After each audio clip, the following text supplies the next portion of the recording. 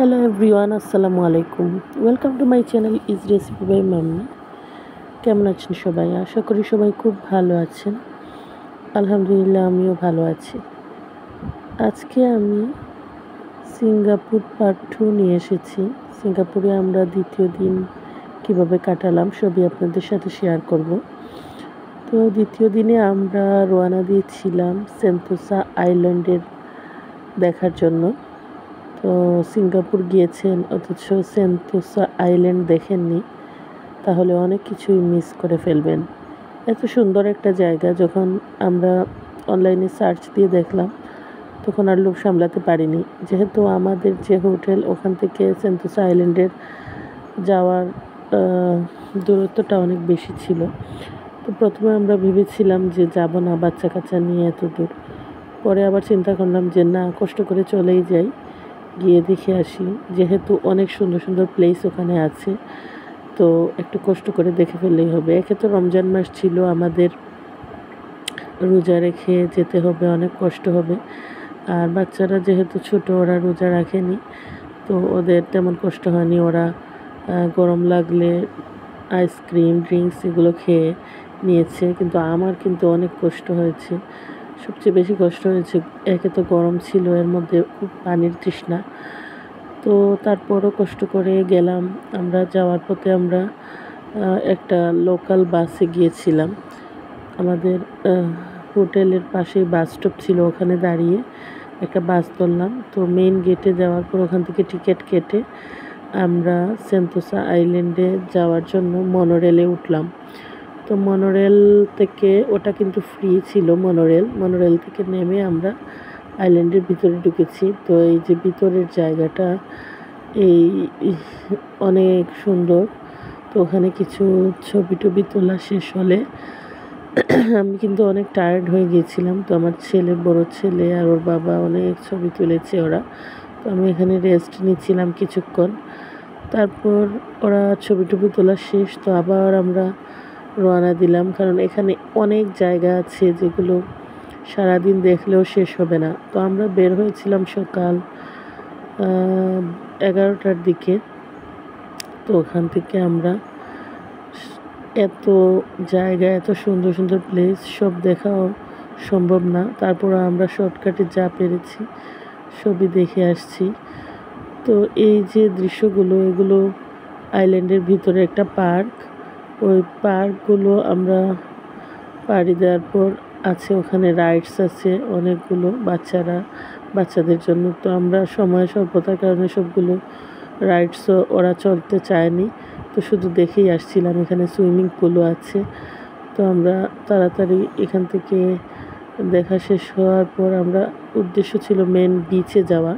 তো বিচে যাওয়ার রাস্তাও অনেক হাঁটতে হবে, তো হেঁটে হেঁটে আমরা অনেক জায়গায় গিয়ে বিচে গেলাম। বিচে যাওয়ার পর এখানে দেখছি অনেক টুরিস্টরা আসছে, বিভিন্ন দেশের। ওরা খেলার সরঞ্জাম নিয়ে আসছে, কেউ ভলিবল খেলছে, কেউ ফুটবল।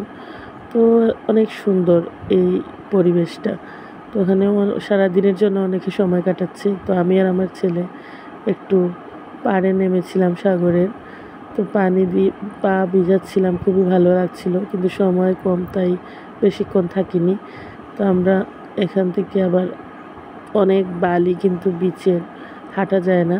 তো আমরা অনেক কষ্টে হেঁটে হেঁটে এখান থেকে পাড়ি দিলাম। আমাদের জুতা টুতা আটকে যাচ্ছিল, যেহেতু পা ভিজিয়ে ফেলেছিলাম, তো আর হাঁটাও সম্ভব না। তো অনেক কষ্টে এখান থেকে উঠলাম। উঠে এই যে ঝুলন্ত একটা সেতু, এটা এতই নড়াচড়া করে যেটার মধ্যে সুন্দর করে হাঁটাও যায় না। তো আমরা কিছুক্ষণ হাঁটার পর চলে আসছি। আর এদিকে এত গরম ছিল যা বলার মতো না। আসলে আমাদের ভিসার মেয়াদ শেষ হয়ে যাচ্ছিল, তাই আমাদেরকে রমজান মাসেই যেতে হয়েছে। আমরা ভাবছিলাম যে ঈদের পরে যাব, কিন্তু হঠাৎ দেখতেছি যে সিঙ্গাপুরের ভিসার মেয়াদ চলে যাচ্ছে। আর মালয়েশিয়ার ভিসার মেয়াদ এখনও এপ্রিলের 10 তারিখ পর্যন্ত ছিল, কিন্তু এই কারণে আমাদেরকে রোজা মাসেই বের হতে হয়েছে। তো আমরা সিঙ্গাপুরে 3 দিন থেকেছি, ওখান থেকে পরে মালয়েশিয়া গেলাম। তো সেই সব ভিডিওগুলো আপনাদের সাথে শেয়ার করব পার্ট বাই পার্ট। আসলে রমজান মাসের কারণে সব কিছু শেয়ার করতে পারছি না। তো যাই পারছি টুকটাক আপনাদেরকে দেখানোর চেষ্টা করছি। তো এদিকে অনেক লোক, বয়স্ক থেকে ছোট থেকে শুরু করে সব বয়সের লোকরাই এখানে আছে, ওরা সময় কাটাচ্ছে যে যার মতো। তো আমরা এসব দেখে তো এখানে আসলাম। এখান থেকে একটা সেতু আছে, আমাদের দেশের রাঙ্গামাটিতে এরকম একটা মনে হয় ঝুলন্ত সেতু আছে, ঠিক সেরকম। তো এটার মধ্যে দেখলাম যে মানুষ উঠলে খুবই নড়াচড়া করে। তো আমি কিছু উঠে আমার ভয় লেগেছিল, তাই নেমে গিয়েছিলাম, বেশিক্ষণ হাঁটিনি। আর আমরা ছবিও তুলতে পারিনি, কারণ অনেক লোক ছিল, ছবি তোলা যাচ্ছে না। পরে আমরা এখান থেকে চলে আসলাম। এসে আমরা হেঁটে হেঁটে আরও অনেক জায়গা ভিজিট করলাম। তারপর দেখতেছি সন্ধ্যা হয়ে যাচ্ছে, এদিকে আমার ইফতারের সময়ও হয়ে যাচ্ছে, তাই আমরা ব্যাক করলাম। তো আসার পথে হালকা বৃষ্টি হচ্ছিল, বৃষ্টির মধ্যে আমরা আর গাড়িও পাওয়া যাচ্ছিল না। পরে আমরা একটা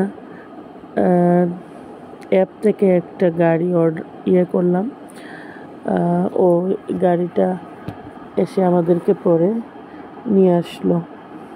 তো আমরা এদিকে বৃষ্টির কারণে